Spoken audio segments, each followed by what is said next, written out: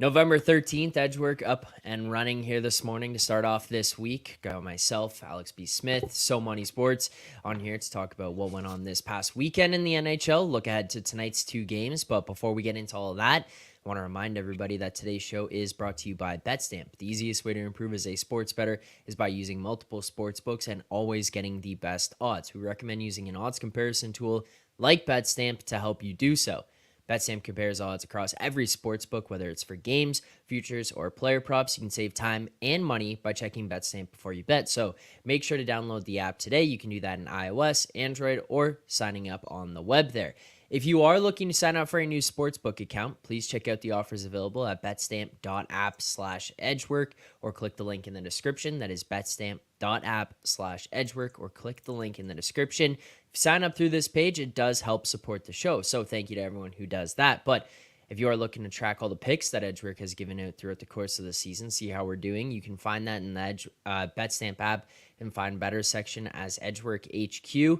Quick recap from myself here, though. We are currently sitting 58-63 on the season over the course of 121 bets, currently sitting at a 0.2% ROI. So obviously fluctuation there, but early on, and we are still up on the year and continuing on from where we were last season, where we had a very, very successful year as a team. So we'll get through, we'll continue to hopefully hand out some winners here. But if you do enjoy the content, make sure to hit like here on this stream, because it does help continue to grow the show, continue to grow the streams, and we would like to see 50 likes before we get out of here today. Let's start with this right away. I'm seeing it in the in the chat already. Jordan Moso saying, "So Money sold me on the Canucks Kool-Aid." So Money, let's talk about the Vancouver Canucks. I sent jokingly to the Edgework group on Saturday night after what you had planned out the Vancouver parade. Think we're going to start planning out the Toronto parade here now that we've beat the Canucks? No, there was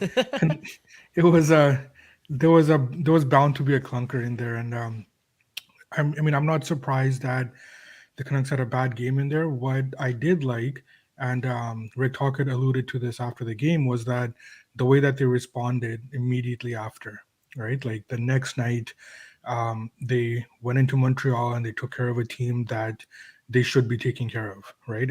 In the past, I think that loss in Toronto all of a sudden turns into 2 losses, which then turns into a nice little streak, right? So I really like the way that this team responded. Rick Tocchet said that what he likes a lot about this team is that how they identify what's wrong with their game and they try to immediately fix it, which is exactly what happened after the Toronto game, which was, that was just a loose defensive game for them, right? And not Demko's best night, and they just immediately responded. So it was a 1-1 weekend, but there was a lot of positives based on the experience that we have with this team in the past. And I mean, Alex there, Rich H bringing up rocking a West Coast today. Hashtag we are Beautiful. all Canucks. Alex does have the beautiful Canucks jersey on there. I mean, what are you thinking about where the Vancouver's currently sitting at right now? And I mean, even Jordan saying may have gotten crazy with some JT Miller / Demko heart bets last night. Yeah, I mean, it's a fantastic start to the season, and like I said, it's just been interesting. The Pacific Division has been the biggest storyline by far in the league so far. You got Vegas, defending champion, looking just as good as they did wrapping up last season. You've got San Jose being the worst team in the league. You've got, of course, all the drama with Edmonton, the drama with Calgary. But then to see teams like Anaheim and to see teams like Vancouver stepping up in a major way, it's been a lot of fun. So this division, like I said, usually the storylines kind of build themselves up now when we talk about these things throughout, January, February, March. This is a division that's probably going to be exciting from here all the way through until April. Yeah, and I mean, we will talk about the Oilers there, but before we do, let's continue on a little bit of a positive note. Alex, I'm going to let you take the floor on this one. I mean, I saw you were tweeting through it yesterday, but Connor Bedard, the goals that he scored, the second one in particular, where he steals it off the defenseman in the corner, looks past, goes short side over Bobrovsky's shoulder, might have been one of the nicest goals I've seen that didn't have like too much even flash on it. And the way he carries himself, the celebration after, you must be just absolutely loving watching Connor Bedard in a Blackhawks uniform right now. Oh, yeah, it's been fantastic. This is just a wonderful couple of set of games to watch. But the unfortunate thing with that game yesterday is that, the Hawks are going to have to start winning some of these games. Like the back of the Sun Times in Chicago can't always say Bedard dazzles as Hawks lose again. Like at some point, it has to turn around and says, Bedard has a masterful game in Hawks victory. And that should have been one of those spots in Florida yesterday. But like I said, he's playing completely out of his mind. Right now on pace to score 56 goals. Just one highlight after the next. And just some of the things that you see in you have to slow down and rewind and watch back the highlights to see just how masterful he is with his hands. I mean, that backwards no-look pass that set up one of the goals he had against Tampa Bay. Those are things you don't see guys who have that kind of skill, even in their prime years, in their late 20s, early 30s, have the balls to try to attempt and do. He's doing this in his 11th and 12th NHL game. So the confidence level is through the roof, and if that can translate over to the rest of his teammates, it's going to be a lot of fun for the Hawks. Yeah, must be nice. Yeah, I mean, the only thing I would say about that is I feel like, you want to start winning some of these games, but it doesn't necessarily have to be right now. Like, this is one of those ones where some of these guys, you don't want them to get accustomed to losing. I remember that was the conversation with Anaheim when you had McTavish and Zegras and Troy Terry kind of coming up through there. The only thing I would say is I don't think you're going to have to worry about losing culture being kind of ingrained into Connor Bedard. He doesn't seem like the guy who would adapt that or allow that to be something to build in. So that would be the only pushback for me there is I think you'll still be fine if it continues with this where he's just this dominant going forward. And that's a good thing too, right? It's not going to be worrisome about building a losing culture. It's more of just the fact of that, he's got this swag and he's showing off to the crowd and stuff. You gotta get his back. You can't have him doing all this stuff and then all of a sudden, with the Hawks lose 6-3. Yeah, he had the hat trick, but then nobody else did anything else. You can't have those moments. You have to build his confidence, and his confidence needs to be. That's how the identity of the franchise needs to be moving forward, in my opinion. Yeah, great point, Jeremy. Yeah. You don't want it to be a Ohtani and Trout situation. Yeah, everybody else sucks, but you got two of the greatest, and then it sounds like something going on in Alberta, actually, if you think about it. Well, let's get to that because I was thinking this is a great transition situation. Now, obviously, we are. Yeah, well, that was pretty smooth there. Obviously, we are kind of exaggerating on this, that Edmonton is not the Ohtani Trout situation. Their team as a whole is much better and has a much better opportunity, but the way that they've played so far this season just hasn't been there. And truth be told, you can kind of group McDavid and Draisaitl into that. It's not like they've been terrible or the reason that they're losing, but they haven't been good enough either than themselves to kind of contribute. You're looking at those guys saying, hey, these are the guys that need to drag us into the fight every night. And then if they're not doing it, it makes it a whole lot harder on that team that kind of just hasn't really had too much of the support in the past where they could step up in the absence of either of those guys. And now you get a situation, they lose to the San Jose Sharks on Thursday night, 3-2. Everyone's sitting around waiting for that game. It's like the two worst teams in the league at that point, record-wise, going head-to-head, and nobody can take their eyes off it. You just can't stop watching the car crash. The Oilers end up losing that game. Everyone expecting Friday morning, Jay Woodcroft is going to be out of there. Obviously, some of the schedule stuff permitting, they end up going to Seattle Saturday night, win that game against the Kraken on Saturday, and then we wake up to the news dump Sunday morning. Jay Woodcroft has been fired. It just felt like strange timing given the circumstances. But I mean, so when you look at that spot, is a coaching change even going to do enough for the Oilers at this point in time? So we talked about this last week, right? And like what what we were saying is that none of this is Jay Woodcroft's fault, right? Um, Yep. like they had Ekholm who had an injury earlier in the season, and he's just starting to get back into form.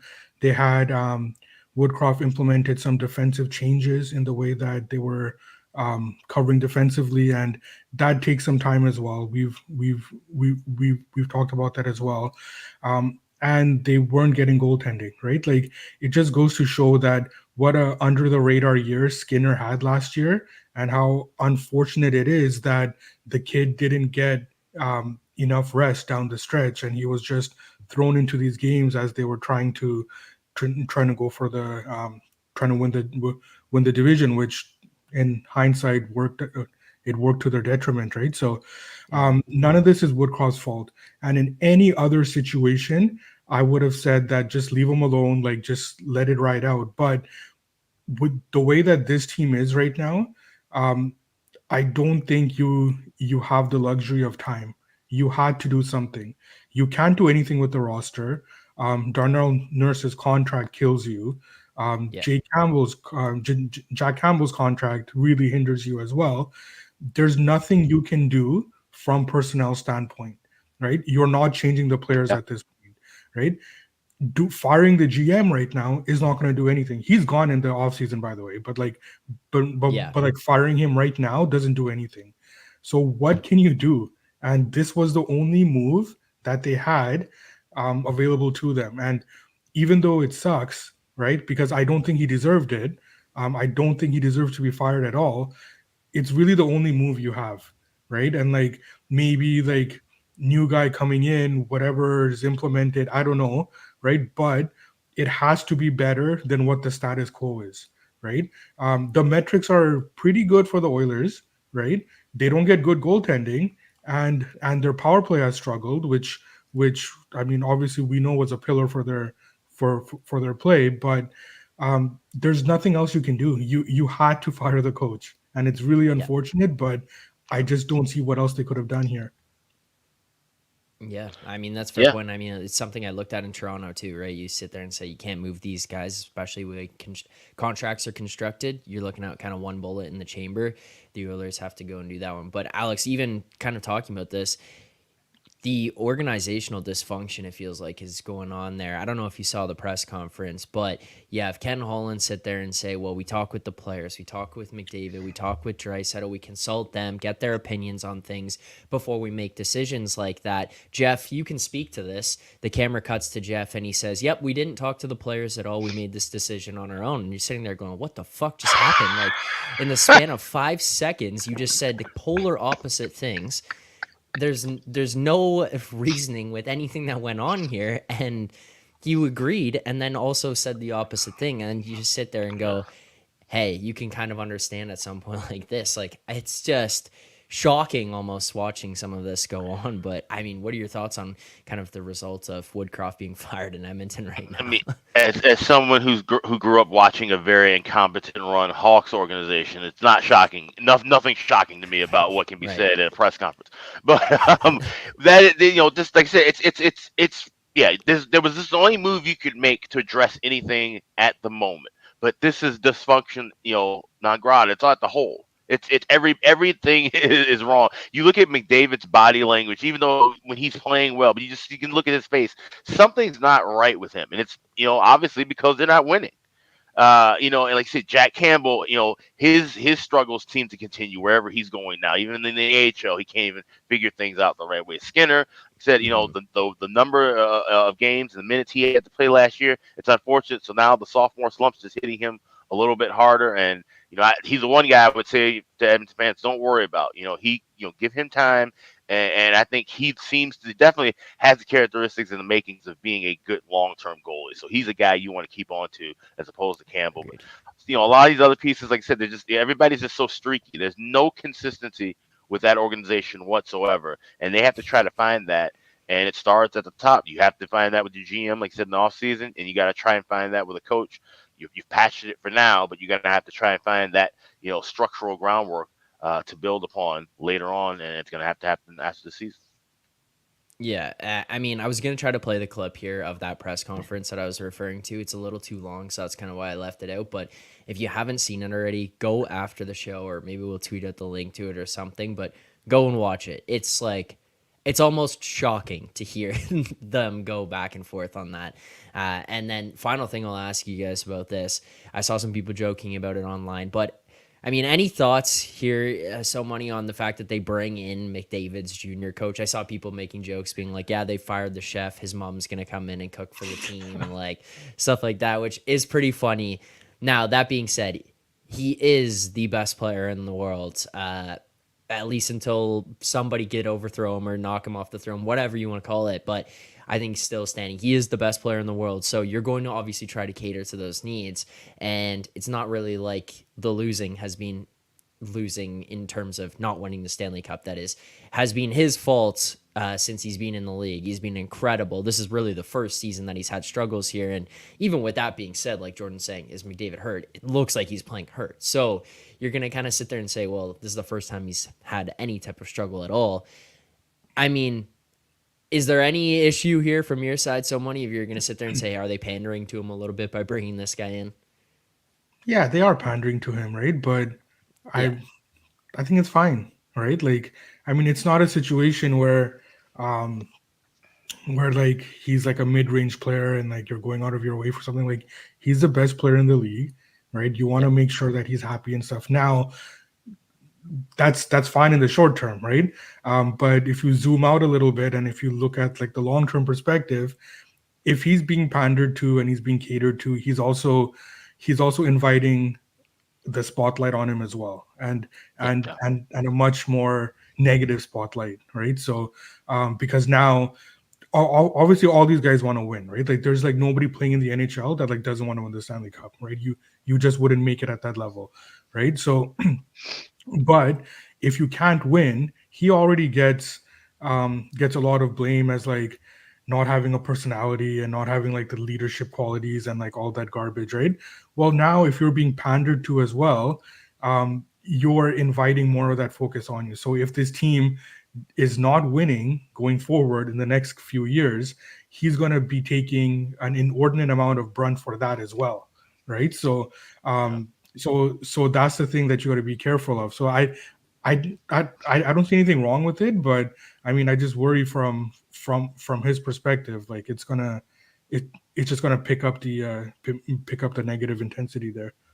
Well, Right. and here's the thing though with Edmonton, you have to cater to him because Yeah. think of the last 10 years. If they don't have Connor McDavid, okay, how bad are the Edmonton Oilers? Number one, and number two, how infrequently are we talking about the Edmonton Oilers?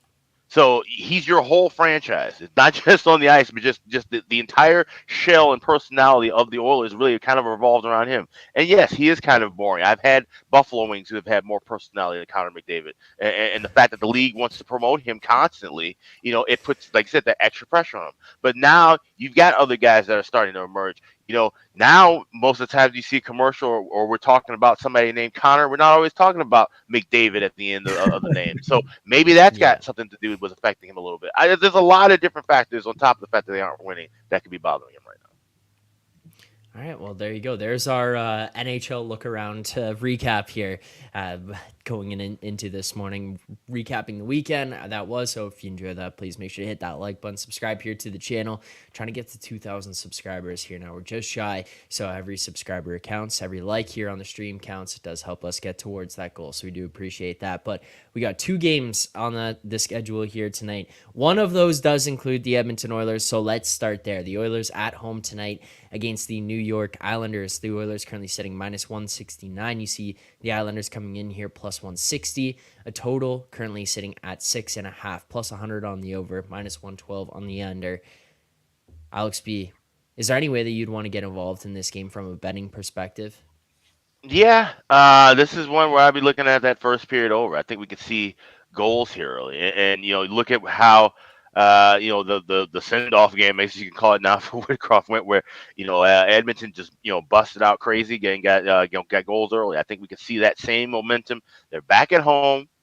And they know that the crowd's going to be at kind of a frenzied, kind of a fevered pitch, right? Like, it's not going to necessarily be just a raucous crowd, but I'm sure a tense crowd, because nobody knows what they're really going to see. They just know that they're expecting change, and they're expecting immediate change, and the Oilers have to deliver that change immediately. So I think we see goals here early, and I'm here in the States, so I grabbed it Caesars minus $1.40. Okay, so you see minus 137, minus 140s out there, 141, a bunch of different shops. Would you want to go half unit, full unit on this?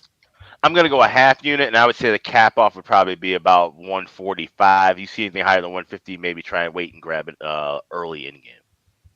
All right, there you go. First bet of the night here locked in. We'll take the first period over 1.5. We'll track this at minus 137 here for a half unit, available across the Canby books for the Oilers Islanders game. So, Money, any thoughts for you on this one? Side total perspective? No, it's I think that I'm interested to see if we see a new coach bump here, but I think Right. that the way that that these two teams are at this moment and their current form, I think that it captures where these teams are. The line captures it. So it's a pass for me. Hopefully the Oilers win, and then we'll see. All right. Quick I trend got of nothing note. here. Quick trend of note: the home team has won the last 4 meetings. Okay. All right. There you go. Now, second game of the night we'll look at here. The Colorado Avalanche on the road at the Seattle Kraken. As we mentioned, the Kraken were victim to the Oilers responding after their game against the San Jose Sharks on Thursday night. The Oilers roll in there on Saturday, beat them 4-1. Now Seattle going to be at home tonight against the Avs, plus 133. The Avalanche minus 145. Total currently sitting at 6. So, Moni, what are your thoughts on where this market has shaped this game going into today? So I'm looking at this number here, right? And like Colorado did get called out by a Bednar last game for the third period. That was as bad as I've seen that team play in this era that they have. And I mean that was against a team that struggles to score 8 goals in a week or like a couple of weeks, right? So that was tough to watch. So good teams like that, I mean they generally respond, but it's also captured in the line, right? They're on the road in Seattle. They're what now into the minus 150s in many places. Like I mean that's where I have it as well, especially considering that I'm not high on Seattle at all, and I made no secret of that. I don't. I think that this team was set up for a pretty off year this year, and that's the way that it's been playing out. So I think that it this is this is the second game here where like I think the market has captured all like the elements going into the game, and it's exactly where I've made it. All right. So, nothing for us there, but Alex B., any thoughts from you on where we currently sit?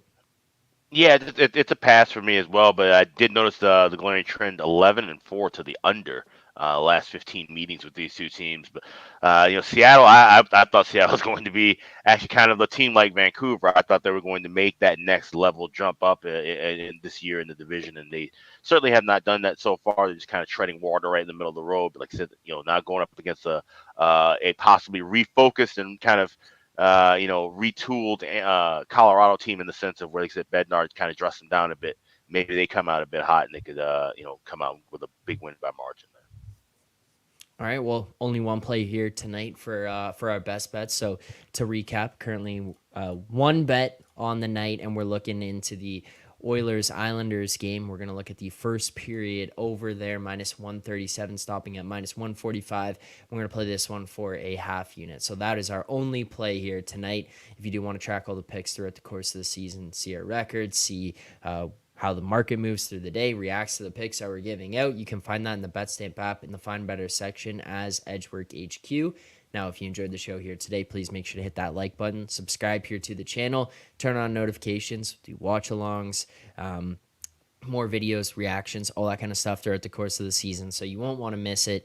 Hit that subscribe button, turn on notifications. We do appreciate everyone who came out to watch today. And thank you to everyone who watches after the fact or listens back on podcast platforms. We do appreciate that as well. If you're watching there, make sure to subscribe, rate, review, all that good stuff. It does help support the show. So Money, Alex B, thank you guys. Look forward to seeing you later on in the week. For everyone else, if you're looking for NBA picks, you can find over on the Board NBA, Jacob Grimenia Pips NBA coming up after this, breaking down the NBA slate tonight, sides, totals, player props, SGPs, all that good stuff over there. And then coming up after that on the Forward Progress YouTube channel, NFL breakdowns, picks, previews, predictions, and then later on tonight, Hammer HQ watch along with Rob Pizzola for the Monday Night Football game. Lots of good stuff coming up across the Hammer for the rest of the day. Thanks to everyone who tuned in. Enjoy the games tonight. Good luck on your bets. Let's have a day.